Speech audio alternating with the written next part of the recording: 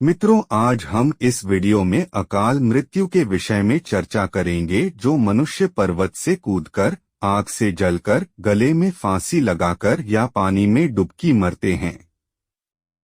ऐसे आत्मघाती और पतित मनुष्यों के मरने का शौच नहीं लगता है। इसे 101वीं मृत्यु अर्थात अकाल मृत्यु कहते हैं। अन्न, दही, शहद और उड़द से पिंड की पूर्ति करनी चाहिए। अगर 1 वर्ष को भीतर अधिक मास हो जाए तो उसके लिए 1 पिंड अधिक देना चाहिए।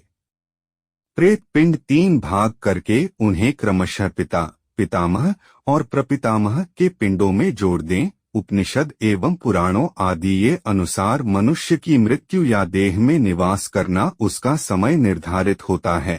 कहने का उद्देश्य यह है, योनि मानव का कर्म क्षेत्र है और वह उसे भोगने को विषय में ईश्वराधीन है। इसे भोगने के क्रम में मानव नया कर्म कर सकता है, यही योनि का फल है। मृत्यु की समय पूर्व निश्चित है, क्योंकि मानव जीवन से बंधा है। तब क्या अकाल मृत्यु की एक सुनियोजित व्यवस्था है? नहीं।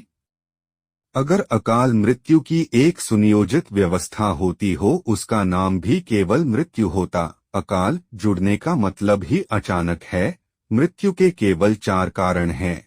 इनमें 3 स्वाभाविक है, चौथा कारण अकाल है। बौद्ध शास्त्रों के अनुसार मृत्यु इसलिए होती है कि आयु का क्षय हो गया है। मनुष्य के पूर्व संचित कर्म और वासनाएं बीज रूप में सदैव विद्यमान रहती है, इसलिए मानव देह प्राप्त होती है असंभव है कोई नरक से सीधे स्वर्ग में चला जाए अथवा स्वर्ग से नरक में चला जाए।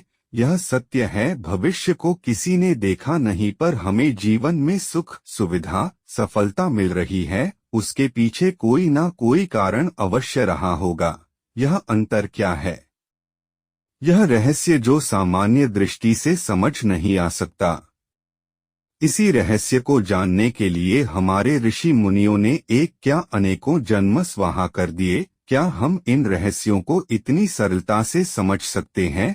कदापि नहीं। जिन लोगों की मृत्यु कष्टकर होती है, सुन के विषय में यह अनुमान लगाया जाता है कि ऐसे बिंदु से उनकी यात्रा का प्रारंभ हो रहा है जो उनकी अकाल मृत्यु है, अशुभ है।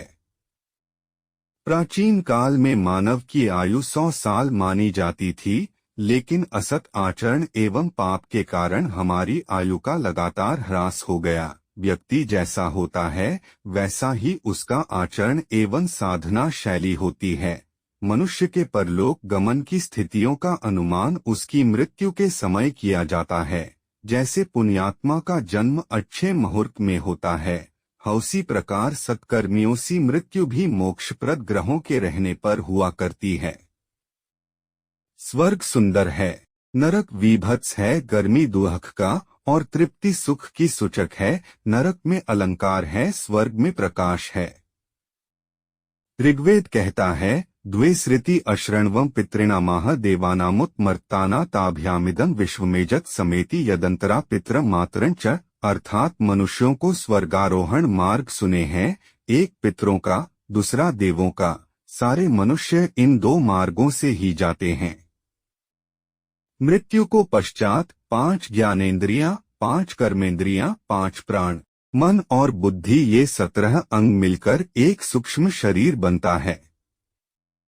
इसमें मन की प्रमुखता रहती है, बुद्धि सुप्त रहती है। मन अनुभव करने में सक्षम होता है। तत्सवितुर्वरेण्यं भर्गो देवस्य धीमहि धियो यो न प्रचोदयात्।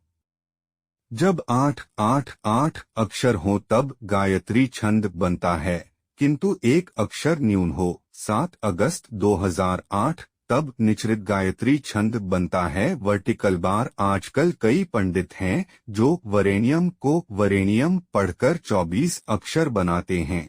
इससे न केवल व्याकरण की टांग टूटती है, बल्कि वैदिक मंत्र का विनियोग भी अशुद्ध हो जाता है, क्योंकि मंत्र का प्रयोग करते समय सबसे पहले विनियोग किया जाता है, जिसमें गायत्री मंत्र का छंद निचरित गायत्री है। ऐसा पाठ करना पड़ता है, वरना मंत्र निष्फल हो जाता है, वर्टिकल बार। मोक्ष एक ही प्रकार का नहीं होता, किंतु हर प्रकार के मोक्ष में एक समानता है। उसके पश्चात मर्त्यलोक में पुनरागमन नहीं होता। वस्तुतः उपरोक्त एक ही हैं। मुक्त पुरुष के आत्मा की कोई सीमा नहीं होती, अतः वह सर्वव्यापी ब्रह्मा में ओतप्रोत होकर ब्रह्मस्वरूप ही रहता है। किंतु आवश्यकता पड़ने पर वह चेतना का एक केंद्र बिंदु बनकर स्वतंत्र पुरुष की भूमिका भी निभा सकता है, सप्तर्षियों की तरह। बद्ध जीव के आत्मा की भी कोई सीमा नहीं होती, वह भी वास्तव में सर्वव्यापी ब्रह्मा में ओतप्रोत होकर सर्वव्यापी रहता है, किंतु अपनी सच्चाई से अनजान रहकर अहंकार को अपना स्व समझता है, जिस कारण अपनी ब्रह्मस्वरूपता को न तो जान पाता है और न ही उस क्षमता का उपयोग कर पाता है। अपनी ब्रह्मस्वरूपता का ज्ञान ही मोक्ष है। मोक्ष पाने के पश्चात जीव नहीं रहता, केवल चैतन्य आत्मस्वरूप रहता है। आत्मा में तेरा मेरा वाली भेद बुद्धि नहीं होती, किंतु मुक्त पुरुष चाहे तो ब्रह्मा में सदैव लीन रह सकता है, जिस कारण पृथक सत्ता का व्यवहार नहीं रहत, और चाहे तो पृथक सत्ता भी रख सकता है। सारे सप्तर्षि पृथक सत्ता वाले हैं, जो हर कल्प में सर्जना में योगदान देने आते हैं, किंतु संसार चक्र में फंसते नहीं। मुक्त पुरुष चाहे तो स्वयं किसी लोक में रह सकता है और निर्माणकाया बनाकर अन्यत्र भेज सकता है। मुक्त पुरुष शब्द में पुरुष का अर्थ शुद्ध चैतन्य आत्मतत्व है, कि मानवलोक वाला स्त्री पुरुषलिंग। इसी पुरुष के अर्थ को प्राप्त करना पुरुषार्थ है। योगाभ्यास के दौरान जीव जब आत्मज्ञान की ओर अग्रसर होता है तो अहंकार को केंद्र बनाकर प्रकृति विरोध में हर प्रकार के हथकंडे अपनाती है।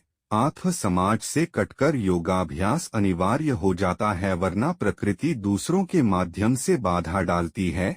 आरंभ में प्रकृति भूत प्रेत आदि का झूठा स्वांग रचकर भी डराती है, भी जीव को मारने का भी प्रयास करती है ताकि मोक्ष न मिले। प्रकृति जड़ है, अपनी आदत के अनुसार चलती है। उसकी आदत है ऐन्द्रिक भोग। अनंत जन्मों के दौरान यह आदत घनीभूत हुई है। बिन गुरु इस बाधा को तोड़कर आत्मज्ञान के पथ पर आरंभिक पग रखना संभव नहीं। जिसे गुरु नहीं मिला वह जप तप आदि करता रहे तो समय आने पर ईश्वर गुरु से मिला देते हैं। उससे पहले आत्मज्ञान का आभास हो भी जाए तो कोई लाभ नहीं, भ्रम की तरह वह आभास लुप्त भी हो जाता है। अगर आपको यह वीडियो अच्छी लगी हो तो वीडियो को लाइक व शेयर करें, चैनल को सब्सक्राइब करें।